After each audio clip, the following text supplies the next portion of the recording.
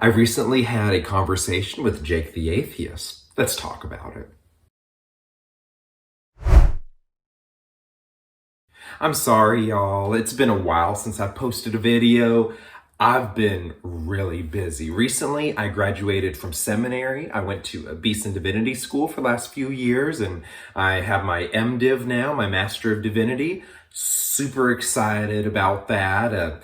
It was a long journey. But anyway, so I had finals and I had to write papers, and so I kind of took a break from making videos. Now I'm back. Some of you might roll your eyes at that, but that's okay. Here we are. And so I recently had a conversation with Jake the Atheist, and I had a great time. And I just have a few notes that I wrote out. I rewatched the video, and I cringe at myself. A quick note. This is for future me. You need to learn to ask questions and just leave it at that. I'll ask a question to him, and then I just talk about the question that I just asked, and I elaborate, and I need to learn to become a better interviewer. So that's just kind of a note to myself. But other than that, what are some thoughts I have on the actual content of the interview, the conversation? The first thing I want to know is that I think this can be a model, a good example of dialogue between two parties that don't agree. He is I believe he said in the video, an agnostic atheist. I am a Christian. I am a theist. And yet I had a great conversation. You can agree to disagree on things, and you can just enjoy each other's company. And I really enjoyed the tone. Like I said, he's in the video, he was gracious enough to talk to me. But not only that, when we actually got to talk, I think there was a lot of patience, and that illustrates a general rule we should have when it comes to talking to other people. Don't assume the worst.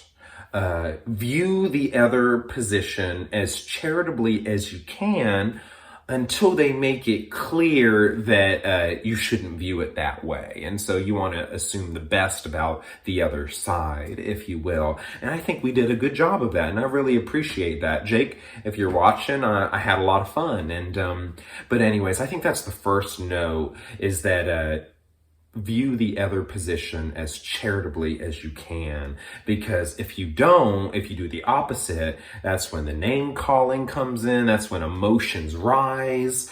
In counseling, a good practice in conversational listening is to try to, if you can, repeat what the other person said as accurately as possible, and then say, hey, did I get your position right? And so that shows them that you're making an effort to really listen to them, and you're just not waiting to respond.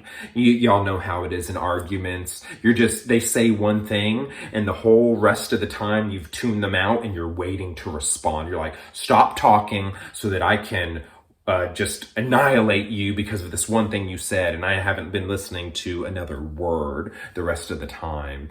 Waiting to respond versus active listening, and repeating back certain positions can really help with that. So I think I wasn't perfect, but I think overall we both did a fair job of that, of good listening.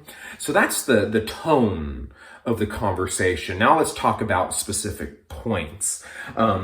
He told me about his story. He grew up in a fundamentalist, Pentecostal type background. He described his background as more on the fundamentalist side, whereas I would say with me, my background, I was on the edges of fundamentalism. Not full-on fundamentalism, but just relatively strict. And so I could relate to some of the things that he had talked about. And so he has a peace with the unknown, and he's enjoying the search. And so he's just, exploring, researching, talking through various things. And so that's kind of where he's at. He's an agnostic atheist from formerly being a Christian. And so in the second part of the series, I'm going to do two parts. In the second part of the series, I'm going to talk about why I didn't go in that direction, because I very easily could have been another Jake the Atheist, leaving the faith, moving on to something else, but I didn't do that for a couple of reasons. That's going to be part 2. In part 1, which is this video, we're going to talk about just specific rebuttals to a couple things that he said. So yeah, but that's just his story, and we'll address that in part 2, and how maybe we can help other Christians who are struggling with some of the things that he was struggling with at one point in time. But anyways, moving on to our the part of our conversation that centered on morality. As we were talking, one thing I wanted to kindly show him is that all non-theistic morality, all non-theistic moral systems will end with might makes right. As pretty as you start out in the beginning of creating your moral system, by the time that you end, it's just going to be all about naked power. So for example, he talked about a couple things. He talked about utilitarianism, which is you want to bring about the greatest good for the greatest number of people. Okay, that sounds good in theory on the surface. He talked about evolutionary biology, how we have evolved to care about one another. Why? Because if you care about other people, they will then care for you. And so it's kind of like this, I scratch your back, you scratch mine. That's how morality developed. And on the surface, that sounds fine until you get into tribalism. Tribe A, tribe B. Country A, country B. What do you do on the macro level when two groups disagree with each other? At that level, any system that doesn't rely on God, on a theistic framework, will devolve, not evolve, devolve into might makes right. Well, I'm sorry you feel that way. I don't care, says the tyrant. And the tyrant will then go and do whatever he or she wants because he or she has the power. Every moral question will be solved ultimately with a fist. Hey, I can punch harder than you can. And so it's hard. I wanted to do that gently. Oftentimes, I wanted to go about it in more of a conversational framework. One of the apologists that I often listen to is Dr. Frank Turek with Cross-Examined, and he's really good from an analytical, logic-based side, and he has certain questions that are like, well, what do you do about this? What do you do about that? And in a debate, that's good, but sometimes being blunt and forceful doesn't go as well conversationally, so I didn't want to quite go in that direction. And so I wanted to go with, hey, I agree with you when it comes to empathy, because one thing he often talked about was empathy. Empathy, I value being kind to others and putting yourself in another person's shoes. And I thought, great, I agree with you. But under an atheistic morality, that's just going to be your opinion. That's just what you feel is right. And if I feel differently and I'm carrying a bigger stick and I can hit you harder, all of a sudden what you think about and what you care about is irrelevant. Because you might value empathy, but I don't value empathy. And I'm in a position of power, and therefore I can shove what I think is right on you. And so that's why I tried to show him, no matter how we feel, no matter how pretty we can make things sound, everything will become a question of just naked power. Who has the power? And then what he did, which is common at this point, is he went the Old Testament route. Well, you have that problem too. Look at God. Look at God in the Old Testament. What about genocide? What about the Israelites fighting this group and this group fighting the Israelites? Isn't that the same thing as Group A versus Group B? And this is where I could have gone a couple routes. Now, if you've been doing this long enough, you can kind of guess where conversations are going to go. And I could have done two things, and I decided against it. Let me... my laptop fell asleep, so I need to get back to my notes. But anyways, I could have gone one of two routes. The first route I could have gone to is talking about how it's not murder, when God wants to end the lives of people. We think, oh, God is beholden to our rules. He's not. If I kill you, that's murder. That's not my place. I can't take your life.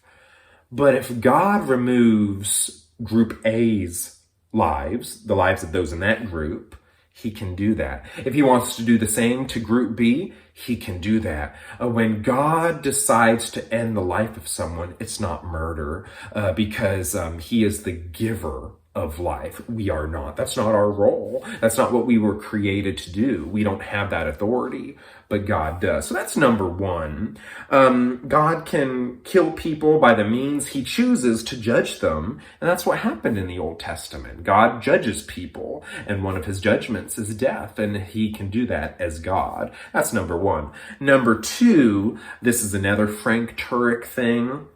I could have gone the Frank Turek route of responding to him. Well, what is your standard of evil? What is your standard of right and wrong? In order to call something good or bad, you need to have some sort of standard. And he doesn't. If his standard is utilitarianism, God could have simply been trying to do the most good for the most number of people. And it just sucks to be, the Canaanites in that situation. If it's evolutionary biology, you scratch my back, I scratch yours. He could have been scratching the Israelites' backs by killing the Canaanites. And he could have been, and then in return, they give him worship, that's scratching his back. See, it's mutually beneficial. All of a sudden, when you try to, use standard morality, objective morality, God is wrong for genocide, this, that, the other. As an atheist, you don't have any legs to stand on. What is your standard? Because if it's just the way you feel, I could also respond, well, I feel that God wasn't doing anything wrong if it's all opinion-based and subjective. I could have gone those two routes.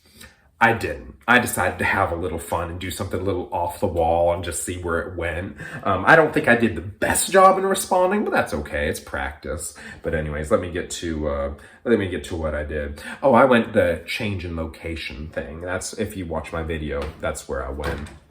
I talked about death is just a change in location, just to see how he would respond. And I think he handled that fine. I said, well, when God removes people, it's just a change in location. It's really not that big of a deal. And then he talked about hell. That was his response. Well, if people go to hell, that's actually pretty terrible. And so, it's still not a great response. And then naturally, as these things go, I went with the free will defense. Well, people go to hell because they use their free will to rebel against God. And, and as God is a just judge, can then judge people who use their free will for evil. That makes us criminals. And then you get to the gospel part of it where, God sent Jesus down to die for our sins, for our crimes, for our wrongs, etc., etc. So that those who believe and trust in him have their sins removed. They're washed clean, white as snow, and we now have an eternal relationship with him. That's where you can insert the gospel if you ever have one of those conversations. But anyways, and so how did he respond to the free will defense? Well, he talked about how we give God a pass for the evil. Why doesn't God prevent people from doing evil? And again, this is where there are standard apologetics responses that, you do this, I do that, you do this, I do that. I wanted to avoid that. And again, I tried something fun. What I could have said at that point when Jake said, well, why doesn't God prevent evil? Why doesn't he do good? Why doesn't he do more to save people and help people? How I could have responded with is, if you want God to prevent evil, he would have to remove you from the earth because you're one of those people that do evil. I am too. So whenever people talk about, oh, why doesn't God prevent evil? Why doesn't he stop evil? Well, he would have to cause you to cease to exist because you and I perpetrate evil. So that would have been one response I could have done. I decided to go in a different direction and again, get a little funky. And I call what I did next in the conversation the job description argument. Or maybe the Job response, because this is how God responded in the book of Job. Here's how it goes. When we reject God, when we say, God, we don't need you, God, I can do my own thing, I can create my own moral system, I can give myself purpose, fine. Okay. Those things that come from God, you want to take upon yourself, that's fine. But you need to, when you do that, fully recognize what you've done. Not only can you now decide, oh, I'm going to sleep with this person, I'm going to engage in this practice and live for these reasons. Okay, that's all fine and good. Well, not good, but you know what I'm saying. It's all fine. Just do your thing. But God's job description was so much more than that. God takes care of nature. He takes care of the animals. He takes care of babies and orphans, and God takes care of the helpless. Well, God does so much that when you say you are now God and God does this, okay, be God, do your thing. Well, all of a sudden, that came with a massive job description that you weren't ready to handle. So when Jake says, why doesn't God do good? Why doesn't he prevent evil? Well, that's on you, Jake.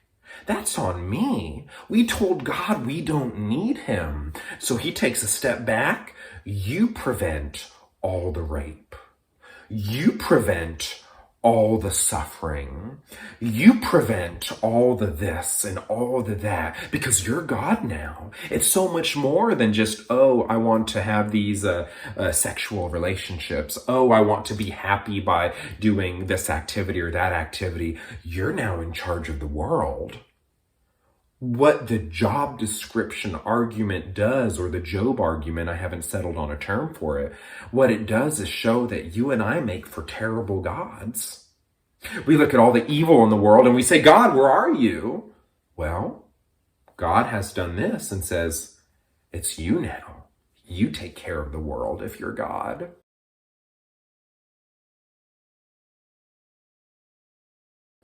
And this is where he responded with, well, that seems inconsistent. That seems like, oh, God sometimes does good. Well, sometimes he allows evil. Why does he do this? Why does he do that? It seems inconsistent.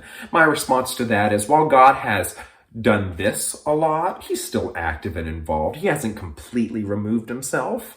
And so he still works in our lives, and he still gives good gifts to people. He still causes the rain to fall on the good and the evil. So he's still involved, but he's taken a step back in a way that he wouldn't have done if we worship him fully and put him on the throne where he's always been, but we recognize him on the throne. And he has taken much more of a passive role than he would have otherwise. And he says, okay, go do your thing. So he's still active, but I think the job description argument or response, I think it's effective. Tell me what you think. Is it silly? Does it make sense? I need to know because I want to kind of craft it and fine tune it because I'm going to use it when I respond in the future to a video. I believe it's from the Cosmic Skeptic. I have a video I'm going to upload about that to one of his videos. And so I need it to be working fairly well in order for me to do that. But I'll need your help. But anyways, so that was the moral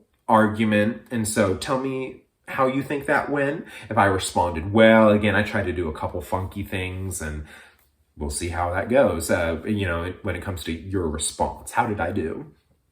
Moving on to the second part, we talked about DNA.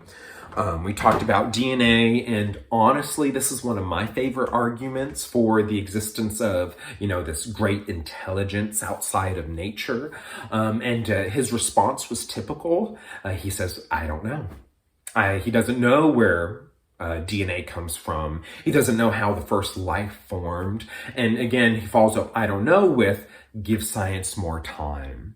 Don't go for the God of the gaps where, oh, we can't explain this by science. Well, God must have done it. That's called a God of the gaps approach or a response. And he's like, don't do that. Give science more time. Okay, and I that's a fairly typical response by an atheist. I don't know how DNA formed. Science will figure it out. Here is the problem with the whole give science more time. There are some questions some facts about life that science can't answer. Science has actually, this is what Jake and others don't realize. It's not that science needs more information. It's not that science needs more time. Science has actually given us too much information. It has shown us too much for science to ever answer this question. Where does complex information come from? It only comes from intelligence. Science has shown us empirically where there is complex information, where there are instructions and, language, etc., it has to be the result of intelligence. Empirically, you'll find that 100 times out of 100 times, 1,000,000 times out of 1,000,000 times, complex information comes from intelligence. And so with that scientific observation in hand, I then make my argument. We have complex information in nature. What natural process can lead to that complex information? There is none. The problem with the argument from information or argument from DNA is not give science more time. It's that science has already ruled itself out as a possible explanation for DNA. Another thing that does this, another example of this is in the Kalam cosmological argument. The first argument is shown empirically, everything that has a beginning has a cause. I think that's premise number one. That's another empirical observation that we get from science. And then after we've gotten that information from science, well, science has then ruled itself out as an explanation for the cause of the universe. It's the same thing with this argument from DNA. Science has given us so much to show us that it can never explain how life began. You have to have intelligence. And so, that's my response to that. The whole God of the gaps. Well, it's not God of the gaps when science rules itself out, because then you have to go to other realms for the answer to that question. We go to philosophy and we go to theology. Where did life come from? Science can't explain it because science can't explain DNA. Science can't explain abiogenesis. There's no natural process that can create complex information. Therefore, it's not God of the gaps to then look elsewhere for an answer. And so anyways, those are my thoughts on the conversation. But what I need really badly is I would really like your response. Like, what do you think? After you've watched the conversation with Jake, then you've watched this video about my reaction to it. This is part one. Well, do I make sense? Where did I go wrong? When I tried to get a little funky, go a little bit outside of the normal range of responses in the conversation, how did I do?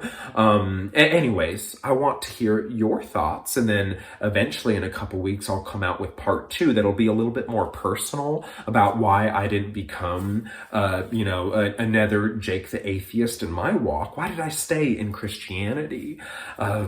You'll get all of that, but I would love for your response. Let me know how I did, and I'll talk to you later.